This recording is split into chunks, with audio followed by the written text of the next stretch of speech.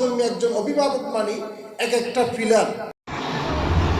নৈতিকতা ও দক্ষতায় আগামী জাতি গড়ার লক্ষ্যে স্কুল ও কারিগরি শিক্ষার সমন্বয়ে সম্পূর্ণ আধুনিক পদ্ধতিতে পরিচালিত চকরিয়ার জিদ্দাবাজার স্টেশনের উত্তর পাশে মহাসড়ক সংলগ্ন এলাকায় আনুষ্ঠানিকভাবে যাত্রা শুরু করেছে জমিয়তুল আজহার আল ইসলামিয়া মাদ্রাসা ও হেফজখানা। 14 জানুয়ারি বুধবার সকাল 10টায় হিফজ বিভাগের সবক অনুষ্ঠানের শুভ উদ্বোধন অনুষ্ঠানের মধ্য দিয়ে প্রতিষ্ঠানটির কার্যক্রম শুরু হয়। মাদ্রাসা কর্তৃপক্ষ জানায় এখানে পর্যায়ক্রমে প্রথম বর্ষ থেকে সপ্তম বর্ষ পর্যন্ত শিক্ষা কার্যক্রম চালু থাকবে। পাশাপাশি এসএসসি ও এসএসসি পরীক্ষার প্রস্তুতি এবং সর্বোচ্চ স্তরে দাওরায়ে হাদিস অধ্যয়নের সুযোগ থাকবে।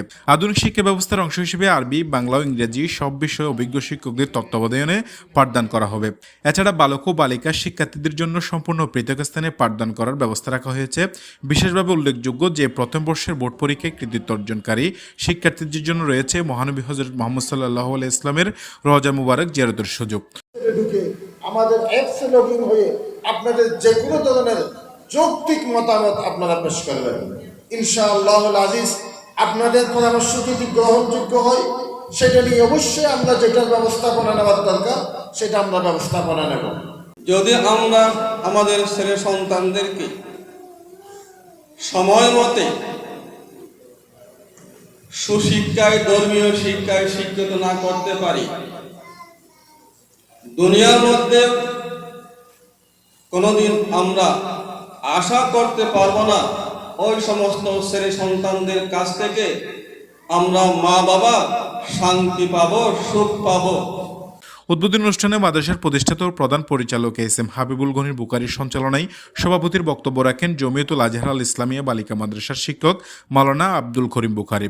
অনুষ্ঠানে আরও বক্তব্য রাখেন মাওলানা মিজানুর রহমান সাহেব, মাওলানা মনিরুল্লাহ সাহেব, সহকারী পরিচালক মাওলানা ফাইজুল গনি বুখারী, মাওলানা রহিমুল্লাহ সাহেব এবং মাওলানা নুরুল বশর সাহেব।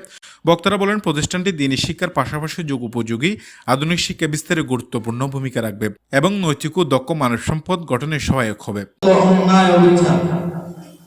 এগুলি দূর করতে হলে নিজের মধ্যে ইসলাম ফিট করতে হলে, সমাজের মধ্যে, পরিবারের মধ্যে ইসলাম ধারণ করতে হলে অবশ্যই আমরা যারা বয়সে বেশি হয়ে গেছি, শিক্ষা তেমন অর্জন করার সুযোগ নেই, অবশ্যই আমাদের উপর কর্তব্য, ফরজ যে আমাদের ছেলে মেয়েদেরকে দ্বীনি শিক্ষায় শিক্ষিত করতে হবে।